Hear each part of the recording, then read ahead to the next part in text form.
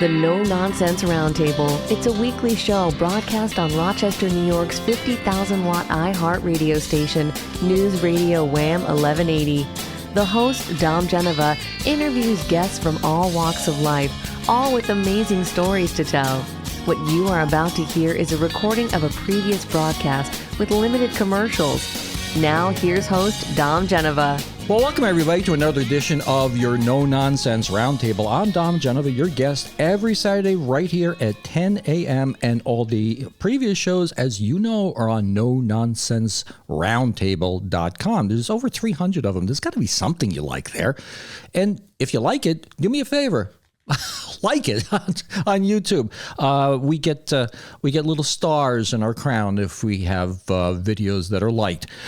So today I have a fella on the phone who is off campus, but for a number of different reasons we couldn't get together face to face. And his name is Jim Wesley. That's the way you pronounce the last name, Jim, right? Exactly, Wesley. Yes, Wesley. And I have to tell you, you probably don't know Jim unless you are in law enforcement. Jim, when did you retire? I retired in 2017. Okay. I was at that's when I left. So 2017. So like everybody in law enforcement in Monroe County should know you. Oh yeah, and a lot of people in the community and people in schools because that too. Yeah. So here's how I got to Jim. So the other day I'm recording Jim Van Brederode, who everybody knows and loves, and he's been a good friend of mine. I think he's been on the show 3 or 4 times, and I said, well, if you want to do me a favor, why don't you recommend somebody that would be interesting for me to interview on the show, and because that's what it goes, good guests beget other good guests. And he says, "Yeah, I got my buddy Jim. Okay, you know what Jim do? Well, he ran the crime lab." Whoa! That sounds interesting. Now I'm sure it's not just that part of your career you want to talk about today, but that's pretty damn cool. I ran a section in the crime lab in the drug testing section. When the police would bring in the evidence, we would identify the drugs. Okay. So a section is good enough as the crime lab. I mean, tell me first of all my silly questions I ask people when they're on the show. What did you want to do when you're 10 years old? Did you want to get into, was it chemistry or was it law enforcement? How did you get where you got? No, basically, they would call it attention deficit right now. Back then they called it get to the principal's office. This kid won't shut up. And I had a hard time focusing, but this was at Christ the King, 6th grade, so I was 12. We had a science teacher, Sister Damien, who absolutely turned my life around and got me involved in science. And I love science. And because I love science and I love figuring things out and testing things, that helped pull my grades up in the other things like, reading Great Expectations and not falling asleep. So, where did you, let's talk about your education. Where'd you go to college? Yep. What degree you got and so forth? Sure. So I went to RIT and I got a bachelor's in biology. And when I got the bachelor's, I was working part-time already at St. Mary's Hospital in the lab. And I wanted to get I wanted to get promoted, and you needed a master's. So I got the clinical chemistry degree at RIT in 81. And that allowed me to get promoted and run the toxicology section.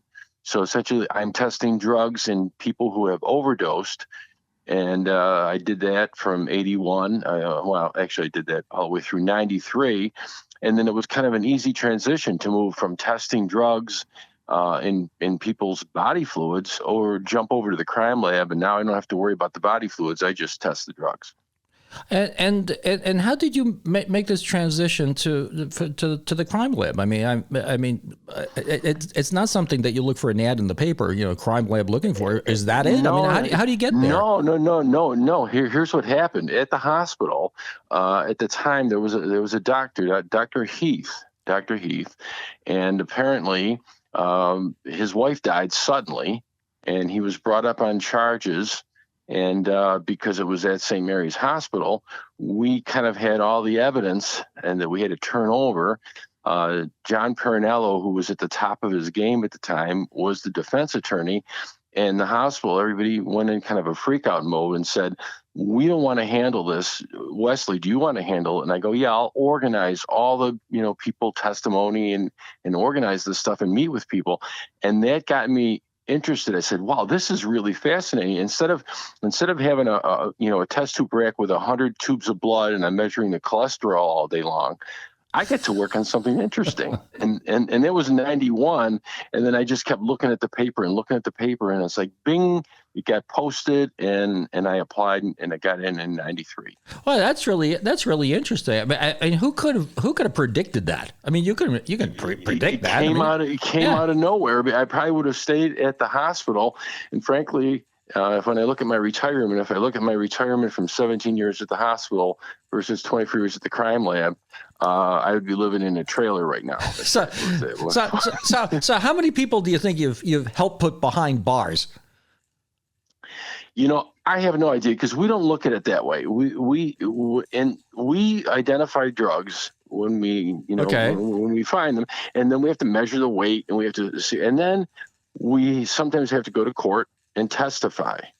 And sometimes it's just a terrible situation that's happened, and sometimes it's not. Sometimes it's actually real bad stuff that's happened. And so I don't know. Every one of the chemists that worked there did thousands of cases, and some could have been, one bag case, one little bag of cocaine, and some could have been hundreds of bags. So with thousands of cases over the years, I have no idea, what we did. And a lot of them was, just figure out what it is, and then, it's up to the prosecutors to go ahead with it. Well, and the thing is, you bring up a point about testifying. Now, scientists are notorious for being kind of withdrawn and shy and stuff and stuff like that. Is that pretty much true with people in your job? Or?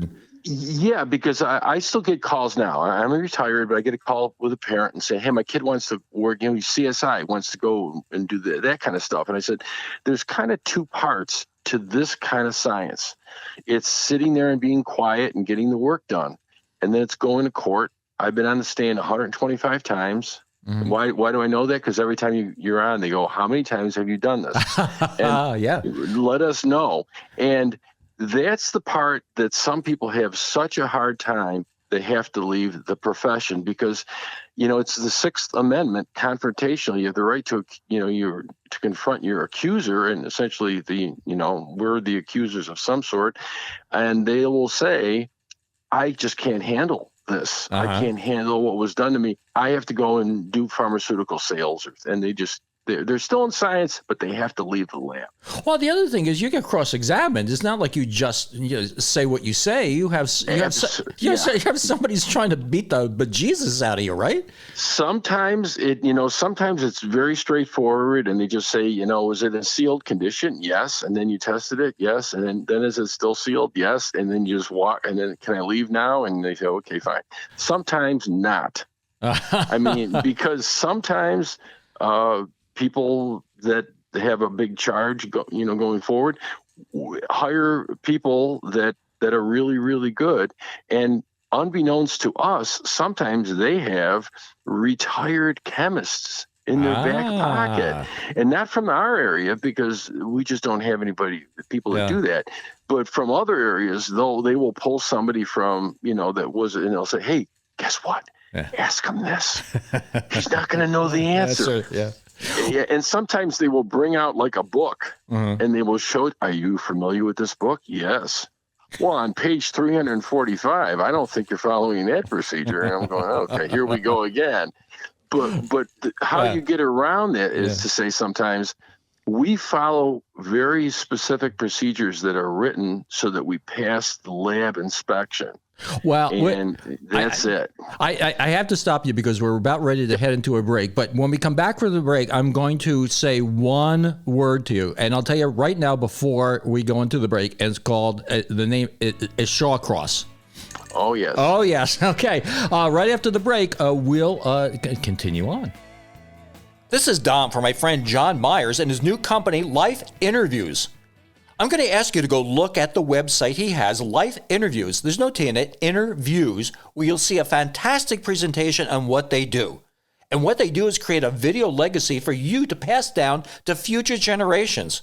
More than just getting your DNA, you can pass down your story. Go see, you'll be amazed. It's a great idea, but do me a favor. Wait till the end of the No Nonsense Roundtable. This is Don for my friend Todd, who owns Martinizing Dry Cleaning in Fairport. Like I like to say to you, he picks your clothes up and he drops your clothes off. Why schlep them yourself? I love the word schlep. You can save your time and your effort and your gas and do other things rather than take your clothes back and forth. They do a great job. Their number is 425-4242, 425-4242. Use them. I do all the time. Well, welcome back, everybody, to the No Nonsense Roundtable. We are having a great conversation with Jim Wesley, and one of the things he was saying before the show is that he was highly involved in the Shawcross deal back when. And Jim, what I'd like you to do for those few people who may not understand or know about the history of this Shawcross investigation and what he did and the serial killer. Why don't you go through the years it was and what this fellow did and was like and how it got to a toxicology thing? Yeah. So what had happened? I followed the case. It was in the news, and basically he was out there, stalking and killing women of the night, and it was a serial killer. And he was, and a lot of it was at Turning Point Park by the river and other places. And I had followed in the paper because it was big news, and kind of let it go. And then all of a sudden there was this case coming up, and I got a call from this very learned psychologist person who wanted to talk to me about it. And I said, well, we don't have any samples about Shawcross. He goes, no, that's not the point. I've got like body fluid and analysis and these different things. And there's some weird stuff in him that maybe has a toxicology angle, not a drug thing, but just an aberrant chemistry going on.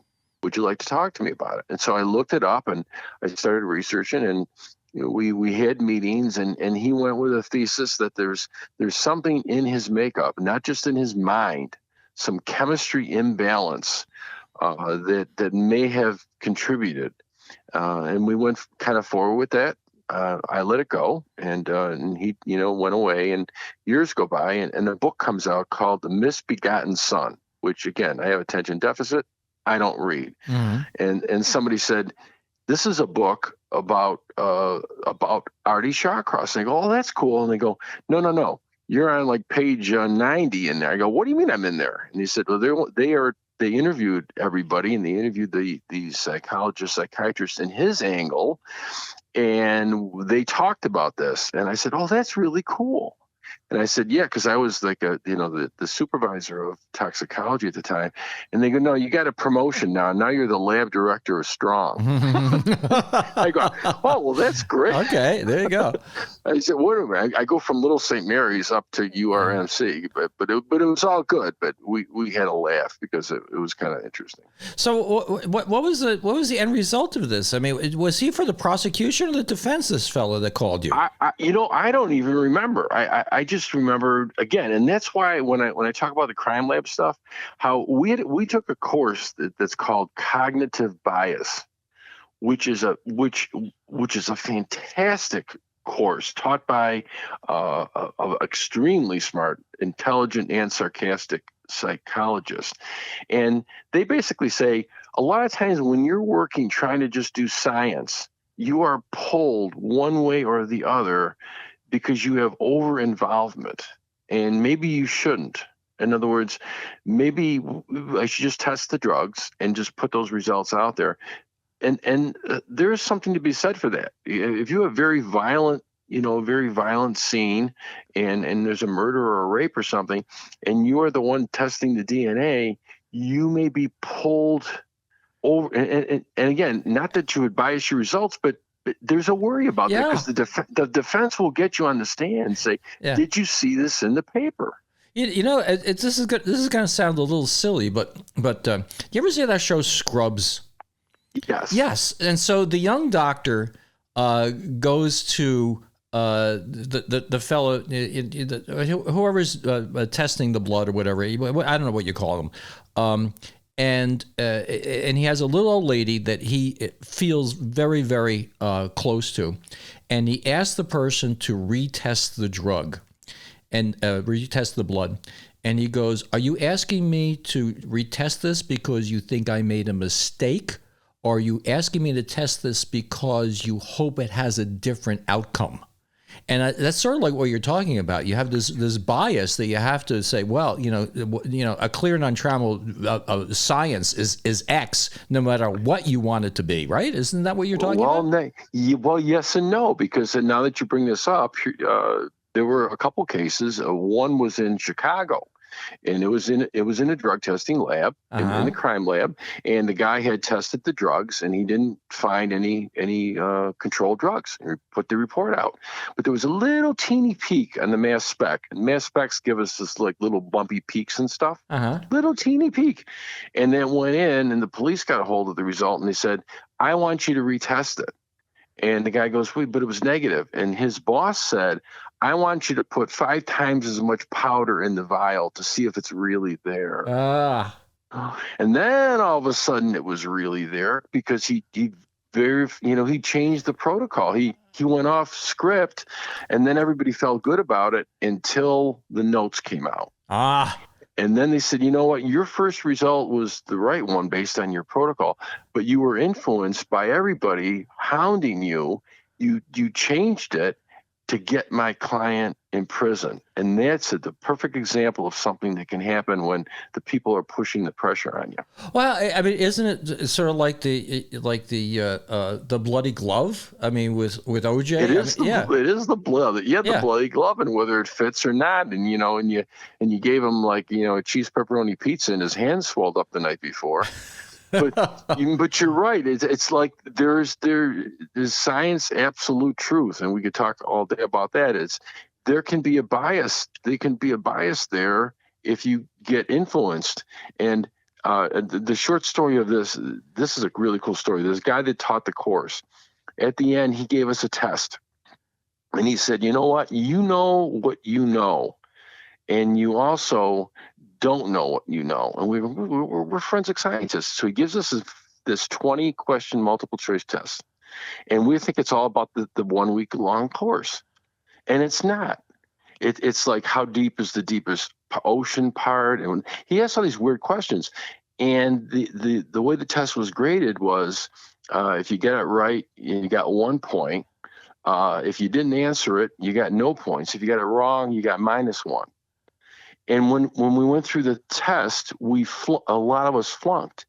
And he said, "Why did you flunk?" He said, "Because you didn't know the answers. Because these are and you answered it anyways." Yeah. No, and if you get on the stand and you do that, you will impeach yourself. Right. We looked at each other and go, "Holy crap, he's right." Yeah, if there's no penalty for not knowing, then you just answer the questions you know, and you leave the rest of them blank. Oh, game theory. This must have been invented by car dealers. But we looked at each other, and he said, "Don't make up an answer. If you don't know it, you can say on the stand, 'I don't know that.'" But he goes, forensic chemists are really kind of stuck on themselves. Yeah. And they're always going to come up with an answer, even though they don't know it's the deepest part of the ocean. Yeah, I had to testify once on a deal. A car had a problem with it. It's actually the manufacturer's problem. It wasn't my problem. I remember the lawyer asked me something. Well, did you check for this? Yeah, I did check for this. You sure you checked for that? Yeah, I'm sure you checked for this. How do you know you checked for that? It's like you go through 5 or 6 different questions, and they keep on hounding, and you know what? Some people just don't have the stomach for that, and I'm glad I only had to do that once. And one thing I have to do is go into a news break now, and we will see everybody at the other side of the news break. This is Dom Genova for my friends at Metro Mattress. Sometimes things actually get better. Your cell phone, TV, and car is better than 30 years ago. More choices too. So when Nita and I needed a new mattress, we wanted to shop local, but we also wanted the advantages of having lots of choices with new features, so we went to Metro Mattress. Based in Syracuse, they have 7 stores locally. Many of their mattresses are made in the United States, and many have 10-year warranties. Go to Metro Mattress like Nita and I did. You'll be happy.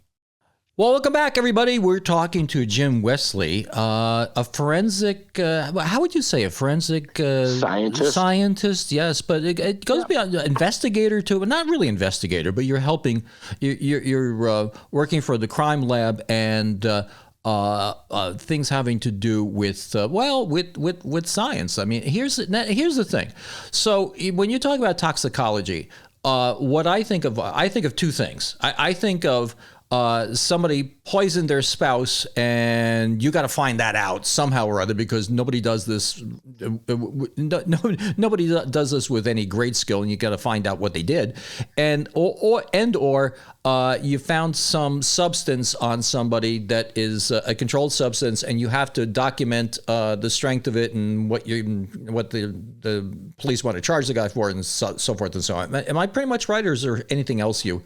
Yeah, those are the two main things, but there's a couple other things too. Yeah, go ahead. Carbon monoxide poisoning, which I got heavily involved with that, and I was allowed, to consult in some civil cases on that, and it's amazing because people they think, okay, carbon monoxide, your furnace, there's a bird built something in the chimney, and everybody got rushed to the hospital and you almost died. That's true, but that's the acute poisoning. The chronic poisoning is when the heat exchanger cracks and it's slowly leaking and you can't think and you have headaches. And so the chronic is you're affecting your brain. You could permanently affect your thinking, and it could affect the whole family. Now, the CO detectors help a lot. Yeah. But they only trigger at 75 cutoff. That's the law. And if you have a nice monitor that has digital, you can measure it down to 25. Why that's important is you can detect the low levels before it affects your family. We had an incident when I retired with the police department where they had somebody had made modifications in their Fords. They were leaking carbon monoxide, and the officers were getting sick. So I did a ride along with Chief Van Brederode, and I think Berkeley Green was in the back seat, and we actually measured the carbon monoxide as we were driving around town. And so that's the whole idea about science. And there was no problem. There were no problems with the police cruisers, and you know why I know that? Why is that? Because we're the people that sold them to the Gates Police Department. Yes, and we knew what we were doing, and they went to do. We went to do. Yes. My extra special, smart and experienced service manager Jerry Kramer, who lives in Florida now, he made sure that when they did the modifications on the vehicles, there was no intrusion in the back of the vehicle, which would lead to the carbon dioxide getting into the vehicle because they didn't drill it right. We knew how to drill them right. And we were really proud of that. It was Genesee Valley Ford that sold them the vehicles. Yes. That's amazing, because when I did look into it, yes, you're right. I don't know if it was Houston or Texas, but they had just drilled the whole thing out, and they had put in all the surveillance, the cameras, and they were leaking the CO right into the cabin. Yeah, you're absolutely right. Yeah, who the hell was smoking on the Hindenburg? That's what I want to know. Whoa, I hate the hydrogen. I hate the hydrogen. You switch to helium. Well, they wouldn't sell the helium to Hitler because he was Hitler. I mean, And we did not have the strategic helium reserve like we know. I'll change the subject. The SR-71 Blackbird was made from titanium, which that they got from Russia. Believe it or not, it's a. I love the SR-71. I mean, we're getting off topic. I went to the I watched the Concorde land once, and I said, "Is this what an SR-71 looks like?" Maybe. So you ever have any cases where somebody poisoned somebody and had to figure that out? I mean, that's kind of a rare thing. I mean, I would think, right? So here's that particular situation ends up.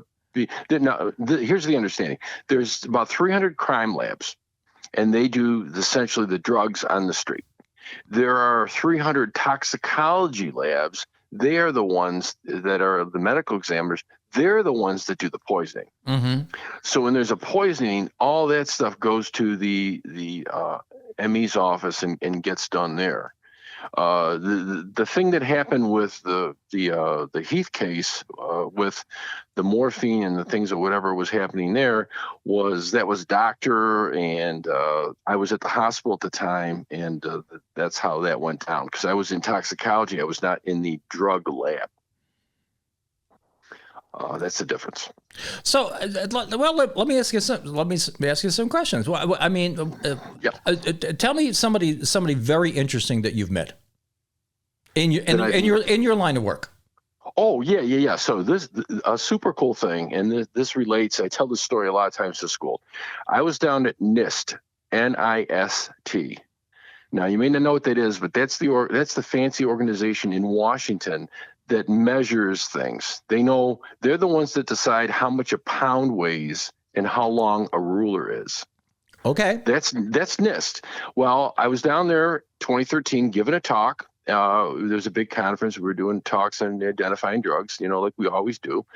And there was somebody running the thing, and they said, there are people in this building who have won the Nobel Prize. And I'm going, and why are you telling me? They said, some guy heard your talk and he wants to talk to you. Wow. So I go, are you kidding me? So I go out in the hall, and this is like, it was like really kind of weird. And he doesn't identify himself, but apparently he won a Nobel Prize. And he said, you look like somebody that wants to change things and make things better. And I go, I do. He goes, I'm going to tell you the secret. I go, are you kidding me? Wow. It's a true story. Yeah. It's a true story. And he said, do you like Excel? And I said, it's okay. He says, wrong answer. Learn Excel, love Excel, and Excel will change the way you think. And it absolutely did. So I started getting into it. And Excel is the thing that when you really get into it, and I tell because this data visualization, predictive analytics, data analysis, critical thinking, that's all built into Excel. Yeah. Anybody who doesn't know what Excel is, it's a spreadsheet program. It's much more than a spreadsheet program. I'm a big fan of it. I learned it when I worked at Chrysler, like, I don't know, 1982 or something like that.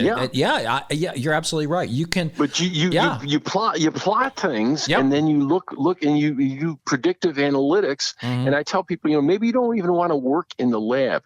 Maybe you want to do data analysis, and there are huge, well-paying jobs in data analysis if you can think, critical thinking.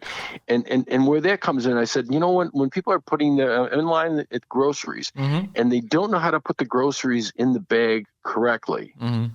and I'm thinking, you do not have good critical thinking skills, because your mind should be able to figure out how it goes in. I don't criticize them, but that's important. I'm writing a book with the woman who used to be the dean of the School of Business at RIT, it's I just finished my book about how to buy a car. It's going to be out this week, but I have a working title as a 3-day MBA. What you learn what you learn in college, you need to know, and what you can't learn in college, and you need to know.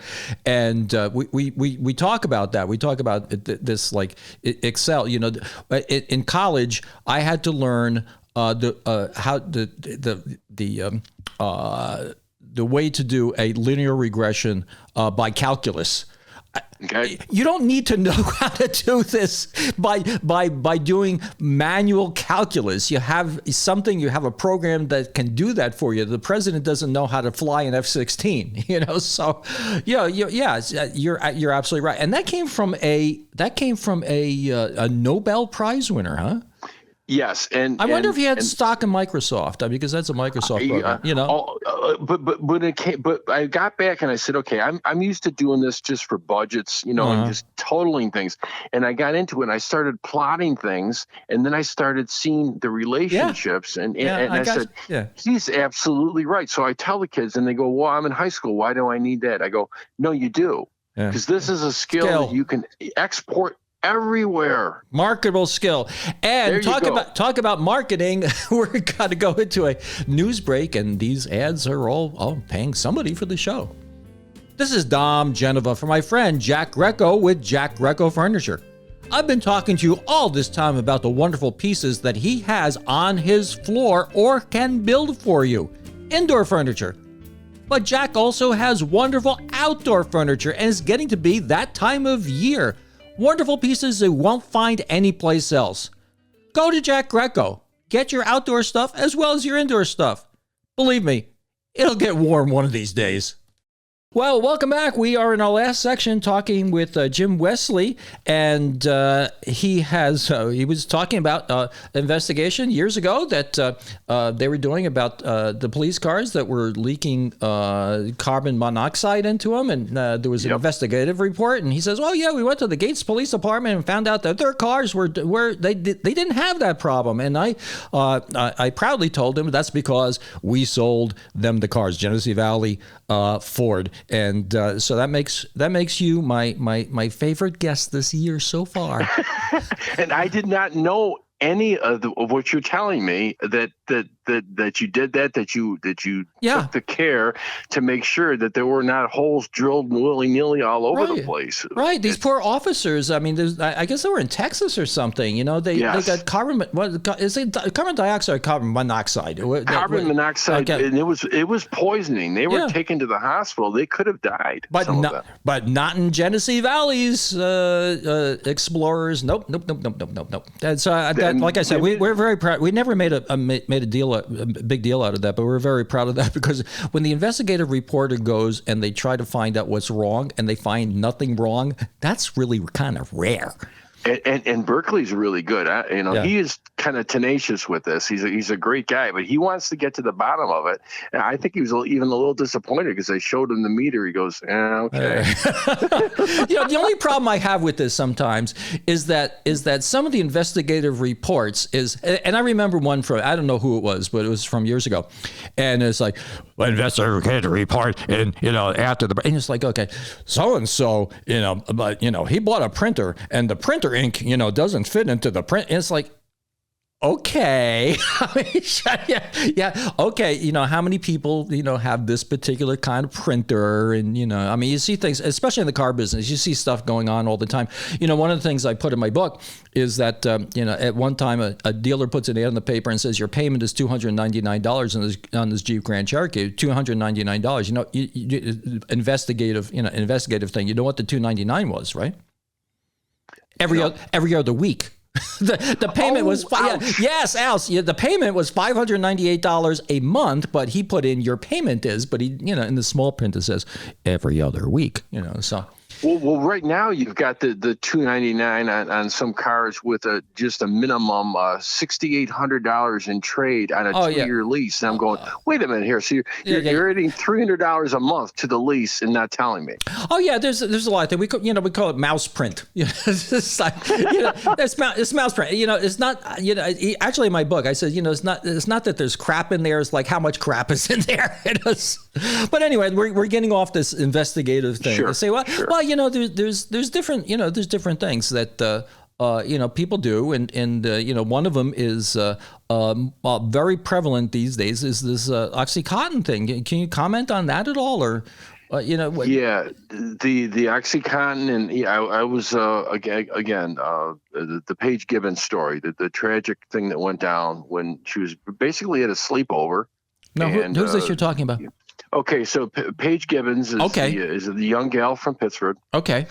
She's at a sleepover over Thanksgiving, and somebody ordered a couple Oxy pills, or Percocet rather, but a very similar thing with the oxycodone, but it wasn't. It was fentanyl.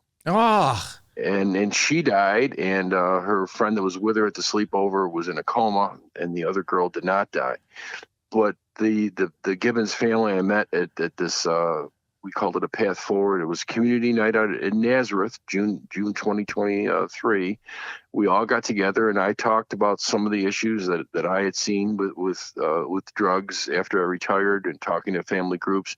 They brought up the story, and it was a very meaningful. Be aware that in high school, kids are not on the street using street drugs. They do go to parties. They do take pills, and all the pills are fake. They're all deadly, not just a few. They're all deadly, and they look perfect. You can go to drugs.com and you can look up the OC30, and it's green. And it's like, that's Oxycontin 30, and it's like, no, it's fentanyl. It's fake. You're gonna die. So how much of this is domestically made, and how much is it coming in over the border? Have any idea? So again, this has nothing to do with crime lab stuff. This has to do with me just poking around and looking at where is the information coming. So the drugs themselves, the weird stuff. I mean, basically, before 2010, there were only about 5 drugs that were 90% of the problem, and another 12 that were the rest of the problem. 2010. Then the K2 spice showed up, which is the fake marijuana. All of brand new things. Then the mollies showed up, and then all the fentanyls showed up. So right now there are about 300 deadly, dangerous drugs that are out there, mixed in pills, in powders on the street, that are killing people. We're not identifying most of them in the hospital labs because they don't have the ability to do it. All those very complicated structures, the majority of them are made in China, and then they are pushed through Mexico. In Mexico, they have the pill presses that make the pills. Sometimes it's on some of the islands in the Caribbean, whatever. And then all those pills come in, millions of these pills. And people think that's a pill, it can't be that bad. But because people would say, no, I'm not going to get anywhere near the powder. I know that's fake, but I think a pill is okay. So that's the whole movement of all the pills kind of coming in and causing the death. Now, the deaths are down from 100,000, and recently the report came out, we're down to 80,000 a year, and people go, wow, that's good. And I'm thinking 80,000 young people who died every year is terrible. It is terrible. But it is down from 110,000. Well, the thing is, the tragic thing is, in our day, going back to, the 60s and 70s, the marijuana was, oh my God, he's smoking marijuana, and they arrest the fellow and stick him in jail or whatever. And, who could have predicted it would would get to this point? I mean, And how do you handle this thing? I mean, how do you overcome it? I guess now what are they doing? They're putting a Narcan thing in everybody's mailbox or something. What the heck? Yeah. So again, the overview is not only are there the opioids in there that are very potent and can kill you. Yeah. There's the horse tranquilizer xylazine. Mm. And that causes depression and stops your heart. That doesn't respond to Narcan at all. So that's in like 30% of all the street powders. So what do you do when the United States and the rest of the world knows this is the biggest consumer of drugs? And the reason why are we the biggest consumer of drugs? And I'll say it in a simple statement, because we don't like our lives and we just want the stress to go away. Well, the funny, not funny thing, but the thing I say is that, you talk about the trade wars and, all this other stuff. Yep. We're addicted to cheap junk often. That's the thing. Cheap job. I mean, I have a washing machine that's that we've had since 1983 or something like that. It works perfectly fine, but we have another one that we bought a few years ago, and they say, well, it's only going to last 5 years now. And that's it's cheap junk often, and I think that's what the problem with a lot of this stuff is. I mean, so unfortunately, we have about a minute left. So this is great. I got to ask you a question. Do you give live lectures? I don't do it so much anymore. Oh, you know, I have to tell you, when you feel comfortable, the Pittsford Library will give you a beautiful room to give a lecture in. Really? And all they have to, all it is, you can't sell anything. Okay, you can't have a book signing. That's perfectly fine. We'll have a no nonsense roundtable road show. How about that? I think I think it would be great. Back in the day, and I'm saying back in the day in the 80s, I had a part-time like video install business, so hooking up video equipment, and I hooked up with Roger Powers from Powers Farm Market, and I got to love the whole Pittsford crew. Oh that's a great place. I so we're gonna Ed. Well, I hate to cut you off, but they're gonna. If I don't cut you off, they will cut us off. So thanks for coming on the show, Jim. It was delightful having you on, and I think we should do a no nonsense roundtable road show one of these days. We'll talk on the phone. Let's do it. Okay, thanks. Bye. You're listening to the No Nonsense Roundtable every Saturday, 10 to 11 on News Radio Wham 1180. Thanks for listening. Don't forget to like and subscribe, and we'll make more.